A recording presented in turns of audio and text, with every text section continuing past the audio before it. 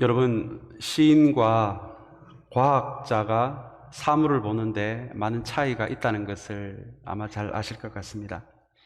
시인은 사물을 보면서 의미를 생각하고요. 과학자들은 사물을 보면서 원리를 생각합니다. 유럽에 가보신 분들은 유럽의 야경이 참 아름답다는 거 여러분 잘 알고 계실 것 같습니다. 왜냐하면 유럽에서는 밝은 주황빛을 띠는 나트륨 등이 주로 가로등으로 쓰여지기 때문입니다. 아마 과학자가 이 붉은 주황빛에, 이 밝은 주황빛에 이 나트륨 등을 보면은 아마 먼저 원리가 생각날 것 같아요. 제가 나트륨 등이 붉은 주황빛 빛을 내는 원리를 한번 찾아봤는데요. 제가 한번 읽어드리겠습니다. 램프의 두 전극 사이에 전압을 가해주면 전류가 발생한다. 전자들은 음극에서 양극으로 이동하며 내부에 있는 기체들과 충돌한다. 충돌하며 기체 분자들을 양이온과 전자로 이온화시킨다. 이로 인해 생긴 전자들 역시 다른 기체 분자들과 충돌하며 이온화한다. 여러분, 이게 무슨 말인지 이해가 되십니까? 네. 이해가 안 되셔도 괜찮습니다. 저도 모르고 읽었습니다. 그에 반해 시인들은 이 밝은 주황빛 등을 볼 때 이런 원리가 생각나는 것이 아니라 따뜻함이 생각이 나고, 애정이 생각나고, 기쁨이 생각나고, 가을이 생각나고, 어머니가 생각이 나는 것이 여러분 시인의 마음입니다. 여러분, 예수님에게도 이 시인의 감성이 있다는 것을 여러분 알고 계십니까? 특별히 마태복음 6장은 예수님에게 이런 시인의 감성이 있다는 것을 보여줍니다. 저 공중 나는 새를 보라. 저 들판에 핀 꽃을 보라. 하나님이 새도 먹이시고 들판에 핀 저 들풀도 보호하고 먹이시는데 하물며 너희들을 먹이고 보호하지 않겠느냐라는 말씀이 나옵니다. 하나님의 돌봄을, 우리를 향한 하나님의 돌봄을 설명하시기 위해 하늘에 나는 새를 이야기하시고 들판에 이름 없이 펴 있는 들꽃을 이야기하시면서 우리에게 하나님의 돌보심에 관련해서 그렇게 말씀하십니다.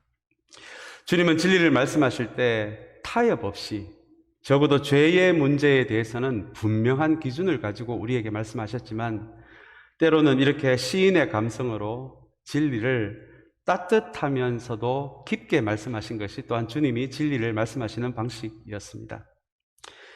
사랑하는 여러분, 오늘 요한복음 본문을 통해서 주님의 좀 시적 감성에 대해서 우리 함께 좀 은혜를 나누고자 하는데요. 오늘 이 말씀을 통해서 죄에 대해서는 타협 없는 주님의 단호하셨던 그 모습을 우리가 함께 붙들면서도 또한 그런 강인함과 함께 따뜻함과 깊이를 또 함께 우리 안에 만들어갈 수 있는 우리 모두가 되시기를 주님의 이름으로 축복합니다. 오늘 요한복음 15장의 말씀도 앞에서 드린 말씀처럼 주님의 시인의 감성 같은 그런 말씀들이 많이 나옵니다. 먼저 오늘 본문 1절을 함께 보겠습니다. 1절을 보시면 예수님은 자신을 나무로 표현을 하십니다. 굉장히 시적인 표현입니다. 나무는 우리가 마시는 물과 함께 생명의 근원으로 여겨지는 것이 바로 나무입니다. 우리가 마시는 산소의 대부분을 이 나무가 만들어내기 때문에 그렇습니다. 그래서 아마 물과 함께 나무가 존재하지 않는다면 우리 인류가 살아갈 수가 없을 것입니다. 대체적으로 큰 나무 한 그루가 성인 4명이 하루 동안 마실 산소를 뿜어낸다라고 이야기합니다. 그래서 이 나무는 생명의 상징이 됩니다. 1절을 대하면서 어떤 무명의 크리스찬의 아주 멋있는 또 식구 항구가 떠올랐는데요. 그분이 예수 그리스도가 생명이 되시는 나무라는 그 마음으로 이런 멋있는 글귀를 남겼습니다. 십자가는 하나님이 골고다 언덕에 심으신 생명의 나무다라는 이런 멋있는 표현입니다. 오늘은 요한복음 15장입니다. 시리즈 15번째 시간으로 오늘 요한복음 15장의 말씀을 함께 은혜를 나누기를 원합니다. 지난주에 말씀드린 대로 14장에서 17장까지 말씀은 예수님이 십자가를 하루 앞두시고 십자가에서 처형당하는 것을 하루 앞두시고 제자들에게 남기신 말씀이 14장에서 17장까지라고 그렇게 말씀을 말씀을 드렸습니다. 보통 유언이 그 안에 어떤 누군가에 대한 꾸중함이 있기보다도 격려가 담겨진 것이 유언이라면 지난주 14장에 이어서 이 15장에도 주님의 제자들을 향한 격려가 넘쳐나는 말씀이 바로 이 15장의 말씀입니다. 그래서 이렇게 시적인 표현들이 넘쳐나고 또 이 시적인 표현 안에 조금은 두려움을 느낄 수 있는 단어들도 등장하지만 그 안에는 제자들에 대한 따뜻한 격려가 담겨져 있는 것이 바로 요한복음 15장의 말씀입니다. 내일 주님이 체포가 되시면 그리고 십자가에 처형을 당하시면 이 제자들은 모두 주님을 버리고 도망갈 제자들입니다. 그러나 주님은 이 제자들이 바로 내일이면 그렇게 할 것이라는 것을 알면서도 격려를 해 주셨던 것이 요한복음 14장에서 17장까지의 말씀이고 그 사이에 있는 오늘 요한복음 15장도 제자들을 향한 내일이면 주님을 버리고 도망갈 제자들을 향한 격려가 담겨진 말씀입니다. 이 제자들은 마침내는 초대교회 리더가 될 사람들이기 때문입니다. 그리고 나중에는 성령의 손과 발이 되어서 전 세계를 돌아다니며 선교를 할 사람들입니다. 그래서 주님은 당장 내일 주님을 배반하고 도망갈 제자들이지만 이 제자들의 미래의 모습을 보고 이 제자들의 영적 가능성을 보고 격려해 주시는 말씀이 요한복음 14장에서 17장까지의 말씀입니다. 다시 한번 주님의 이 격려를 대하면서 주님의 격려가 어떠한 것인지를 보게 됩니다. 사랑하는 여러분, 우리는 되게 사람을 평가할 때 그 사람의 과거와 지금의 모습으로, 현재의 모습으로 누군가를 판단합니다. 그리고 비판을 하기도 합니다. 그러나 주님의 격려는 당장 내일 주님을 배반하고 도망갈 그 제자들의 모습에 맞추어져 있지 않고 그 제자들의 미래와 가능성에 주님의 격려가 초점이 맞추어져 있습니다. 사랑하는 여러분, 다시 한번 주님의 이 격려를 대하면서 특별히 주님께서 우리에게 선물로 주신 이 참사랑 교회가 무엇보다도 격려의 공동체가 되기를 주님의 이름으로 축복합니다. 한 사람의 현재의 모습을 보고 판단하는 교회가 아니라 그 사람의 현재 모습이 현재 나의 마음에 들지 않는다라고 할지라도 언젠가는 그 사람을 통해서 하나님이 일하실 그 일하심을 기대하면서 언젠가는 주님의 손과 발이 될 것이라는 그런 영적 기대를 가지고 그 사람을 영적 가능성으로 볼 수 있는 그런 저와 여러분 그리고 우리 참사랑 교회가 되시기를 다시 한번 주님의 이름으로 축복합니다. 우리 1절을 우리 함께 좀 보도록 하겠습니다. 1절은 주님께서 1절에서 나는 참 포도나무요 내 아버지는 농부이시다 라고 말씀하십니다. 그렇다면 여러분 우리는 무엇입니까? 이 2절의 말씀을 우리 또 보시면 우리는 주님께 붙어 있는 가지라고 주님은 말씀하십니다. 근데 여러분 오늘 이 15장 2절의 말씀을 보시면 분명히 격려의 말씀으로 우리가 이 15장을 이해하고 있는데 조금은 두려운 말씀이 등장합니다. 그 말씀은 바로 내게 붙어 있으면서도 열매를 맺지 못하는 사람이 등장하기 때문입니다. 그리고 그런 사람에 대해서는 아버지께서 농부가 되시는 아버지께서 그 가지를 어떻게 하신다고요? 다 잘라버린다는 무서운 말씀이 나옵니다.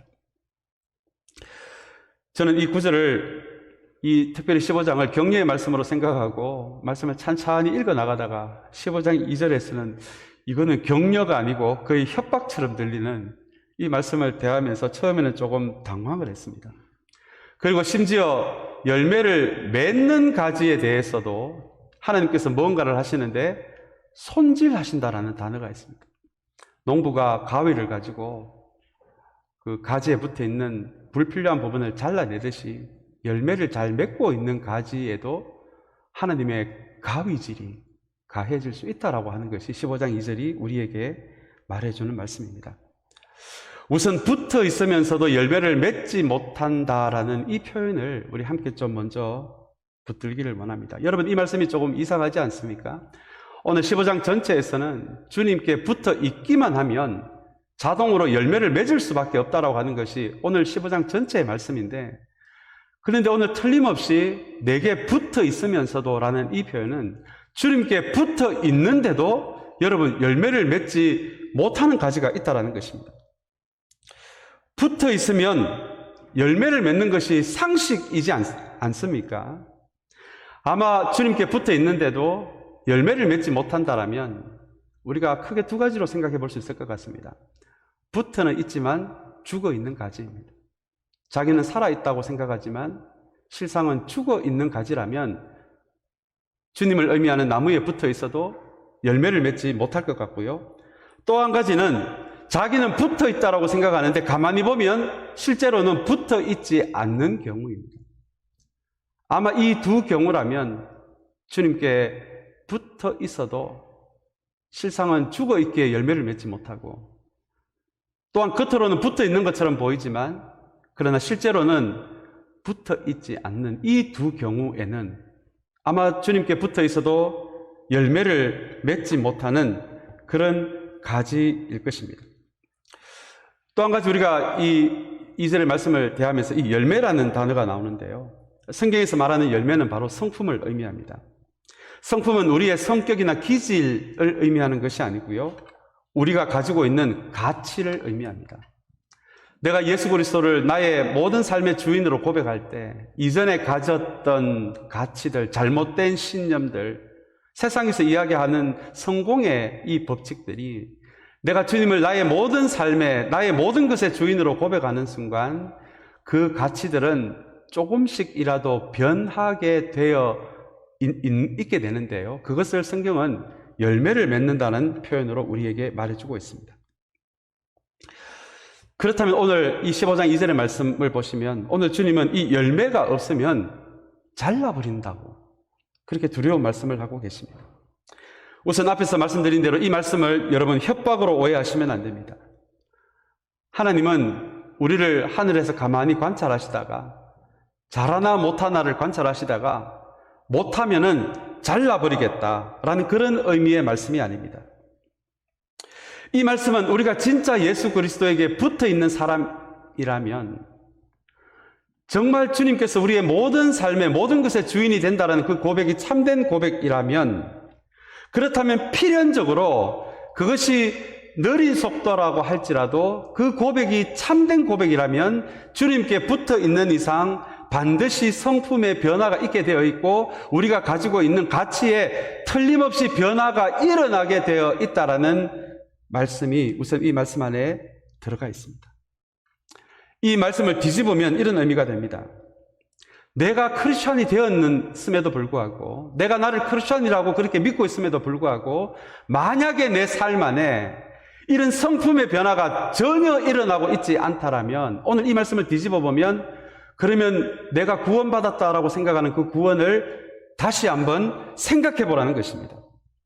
왜냐하면 그 고백이 참된 고백이라면, 그리고 주님께 붙어 있더라면 필연적으로 내가 의무적으로 노력하지 않더라도 내 삶에 당연히 열매가 맺히는 것이 당연하기 때문이라고 그렇게 주님은 지금 말씀하고 계신 것입니다.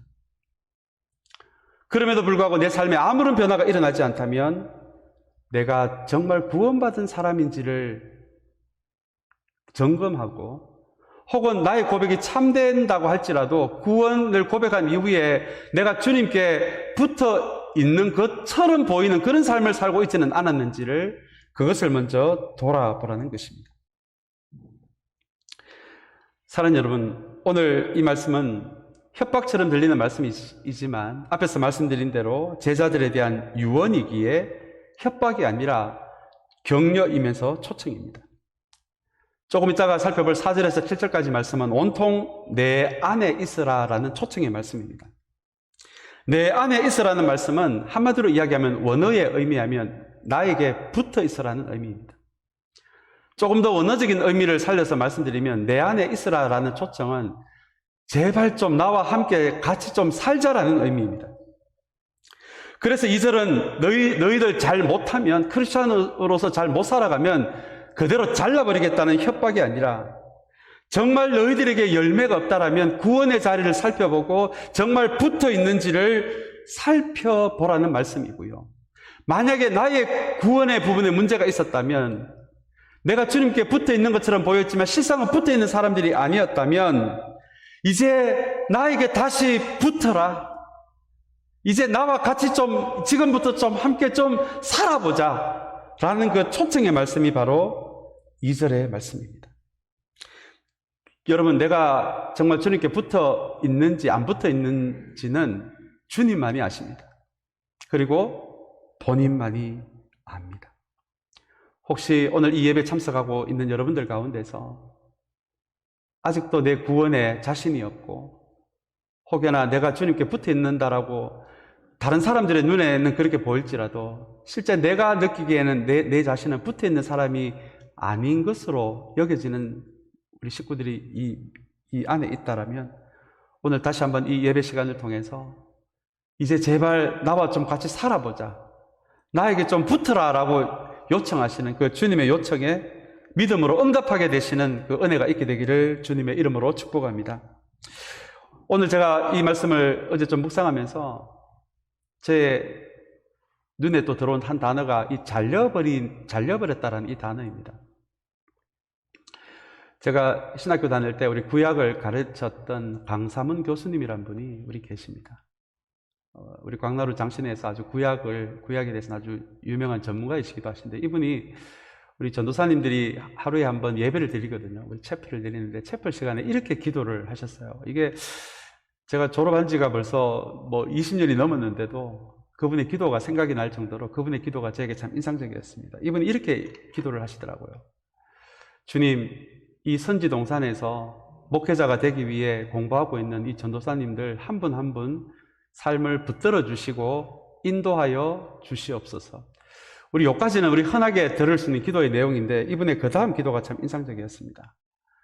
그러나 주님, 여러 가지 불미스러운 일로 우리 학교에서 퇴학당한 학생들도 있습니다. 그 사람들도 주님 기억하시고 그 사람들의 삶도 인도하여 주십시오라는 그런 기도의 내용이었습니다. 오늘 이 말씀에 비춰보자면 불미스러운 일로 퇴학당한 사람들은 잘려나간 가지들입니다.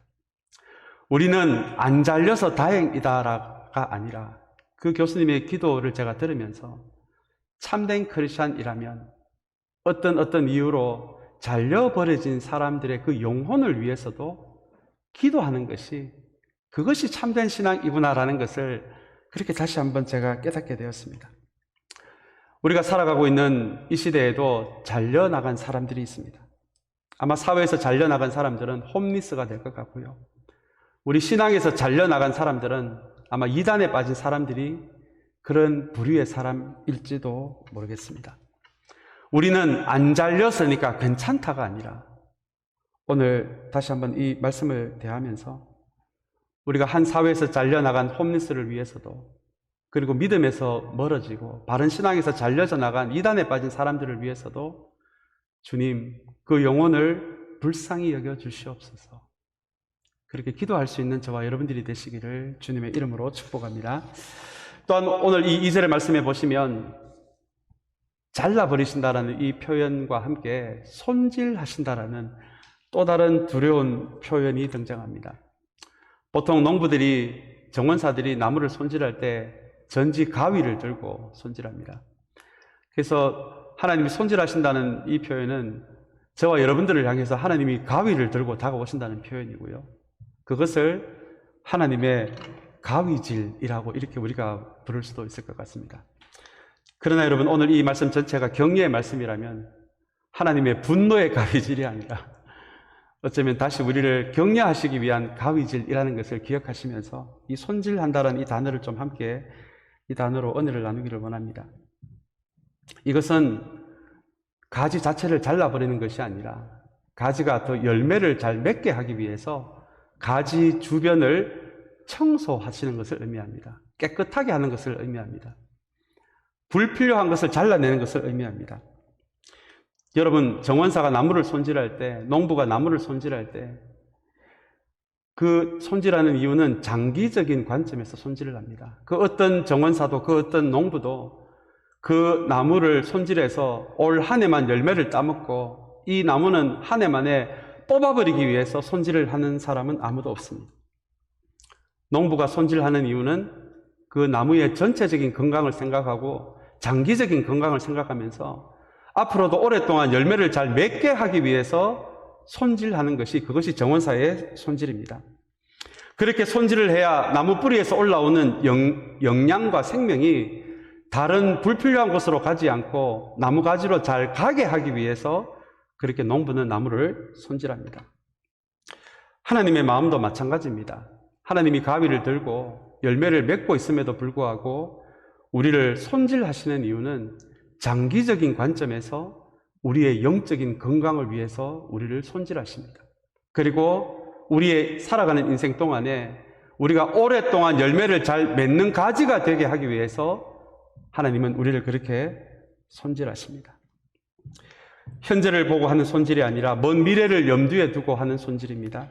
더 나아가서 영원을 염두에 두고 하나님의 가위는 움직이고 있습니다.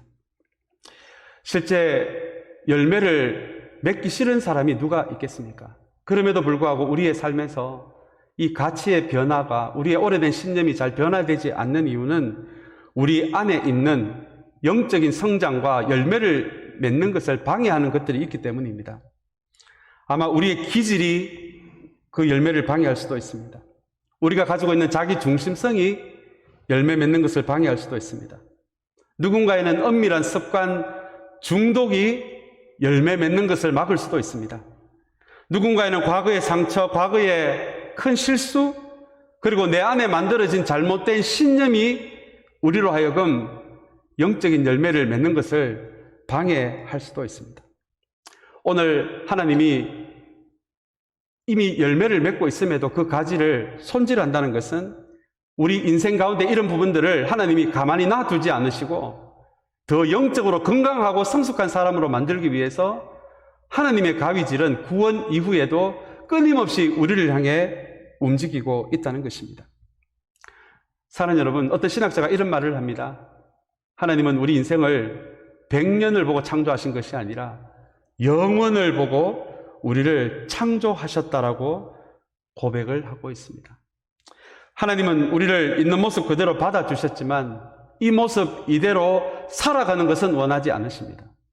여러분, 이 모습 이대로를 가지고 천국에 간다라면 그 천국은 여전히 미움의 장소가 될 수밖에 없고요. 자기 중심성의 장소가 될 수밖에 없고요.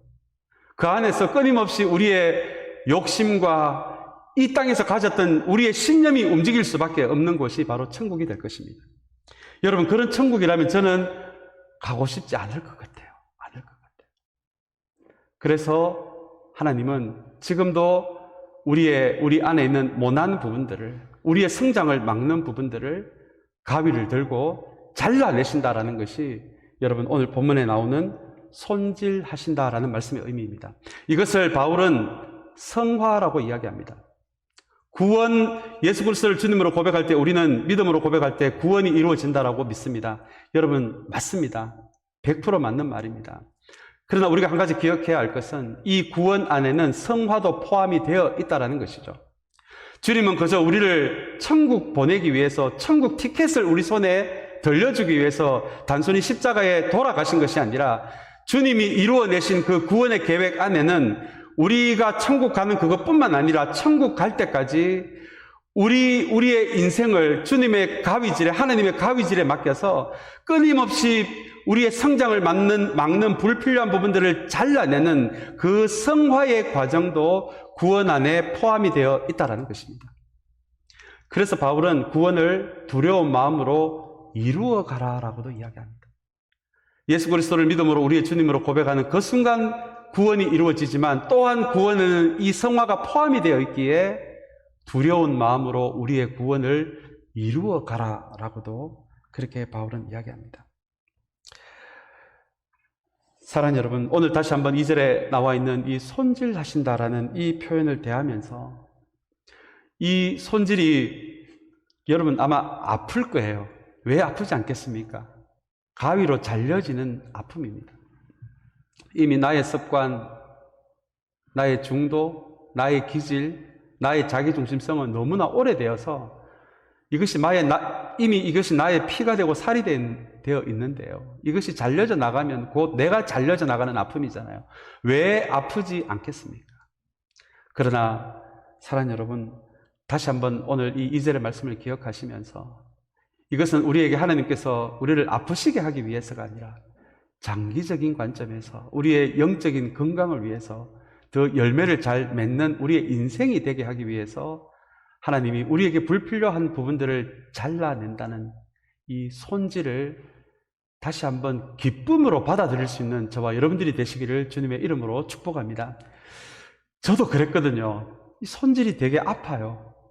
그래서 이 손질을, 하나님께 손질을 당하면서도 얼마나 힘들었는지 모릅니다.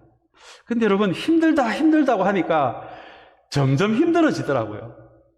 이왕 이 하나님의 이 가위질은 우리가 주님께 갈 때까지 이게 멈추지 않을 가위질이기에 차라리 우리의 마음을 바꾸어서 주님, 이왕 가위질 해주실 거 확실하게 해주시고 이왕 가위질 해주실 거 예쁘게 해주세요. 차라리 그렇게 기도하는 게 더 나을 것 같습니다.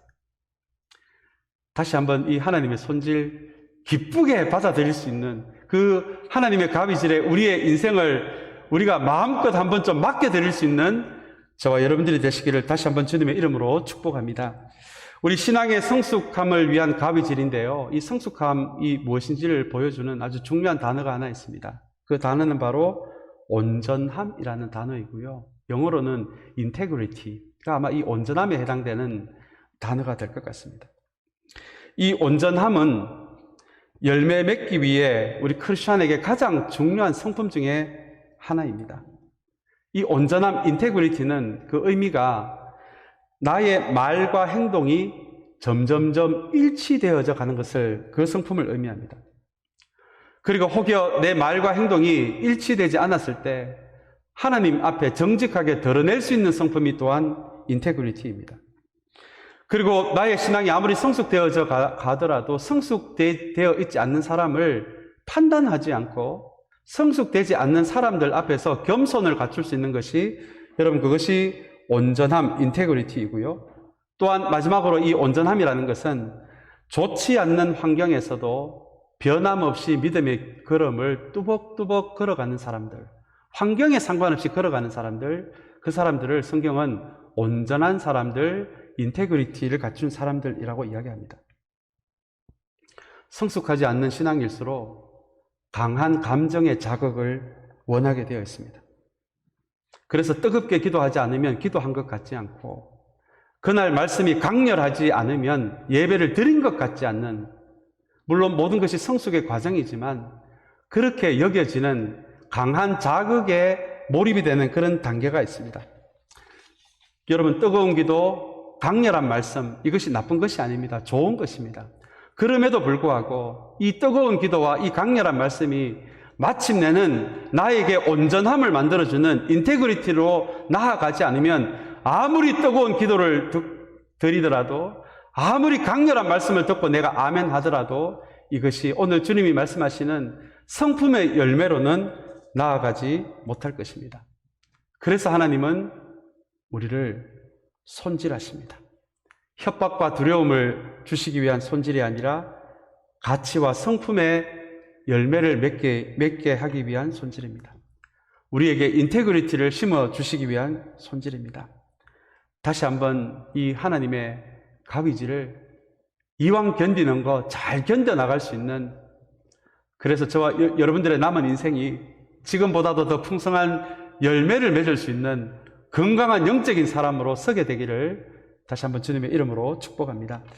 그렇다면 여러분, 머무름은 무엇일까요? 오늘 4절부터 7절까지의 말씀은 온통 내 안에 머물러 있어라. 내 안에 머물러 있지 않으면 너희는 아무것도 할 수 없다. 사람이 내 안에 머물러 있지 않으면 쓸모없는 가지처럼 버림을 받는다라는, 온통 내 말 안에 거하라라는 말씀이 이어집니다.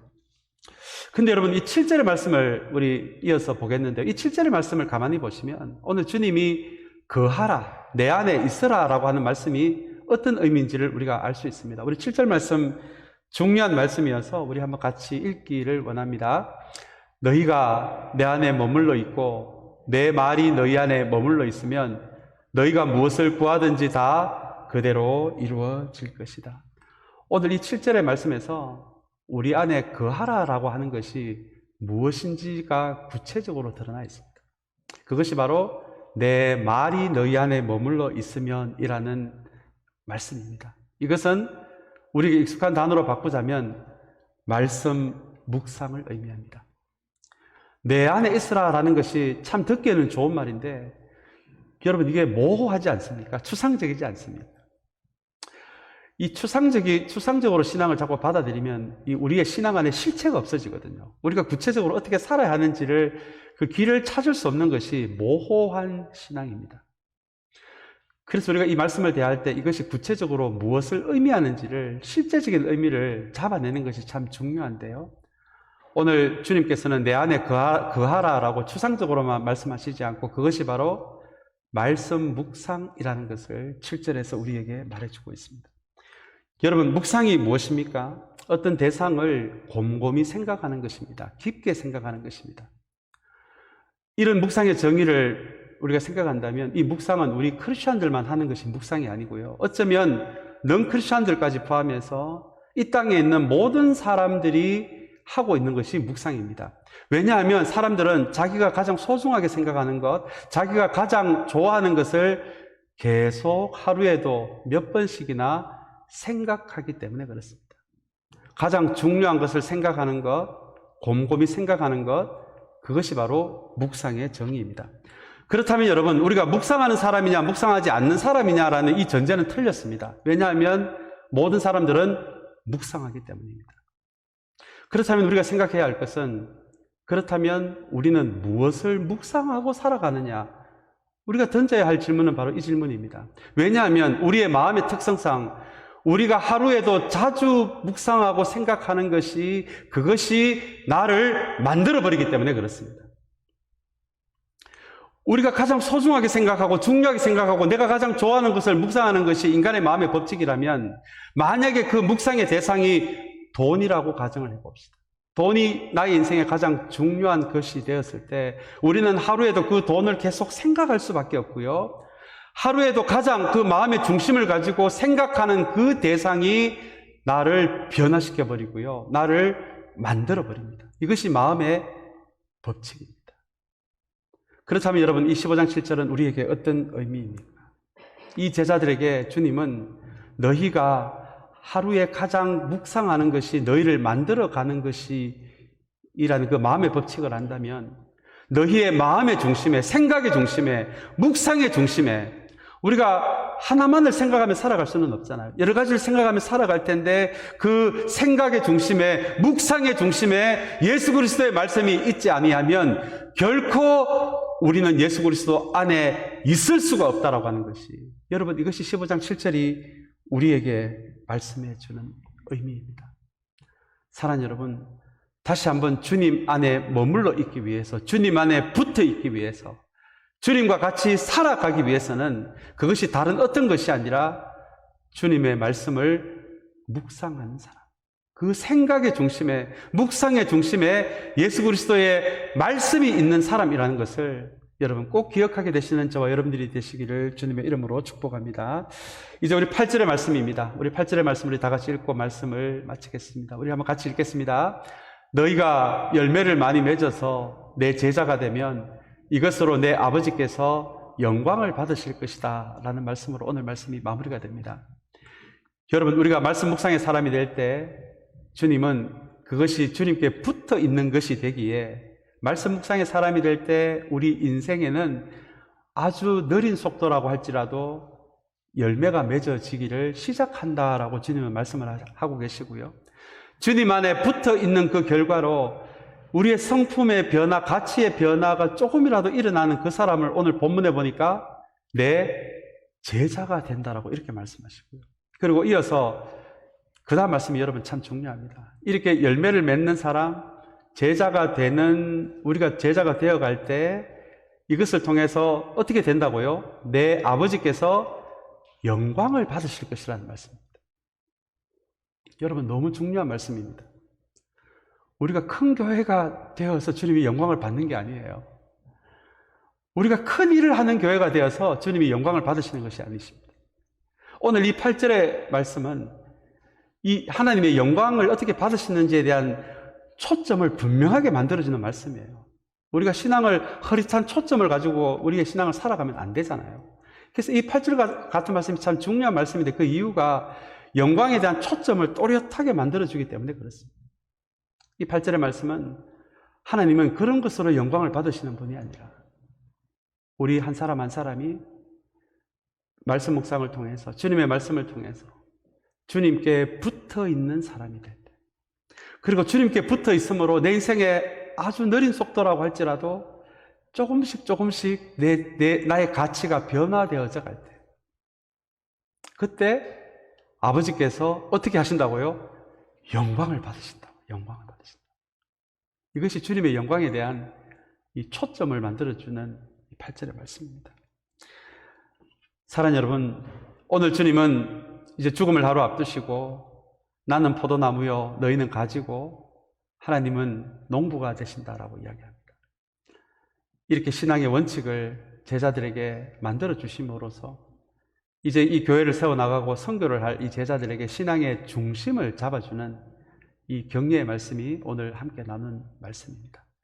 사랑하는 여러분, 다시 한번 오늘 이 말씀을 대하면서 주님은 생명의 나무가 되시고 우리는 그 나무에 붙어있는 가지이며, 그리고 하나님은 농부가 되셔서 우리로 하여금 더 열매를 맺게 하시기 위해 우리의 성장에 불필요한 부분들을 손질해 나가신다는 이 신앙의 원칙을 붙들고 이 신앙의 여정을 든든하게 걸어갈 수 있는 저와 여러분들 되시기를 다시 한번 주님의 이름으로 축복합니다. 우리 같이 기도하겠습니다.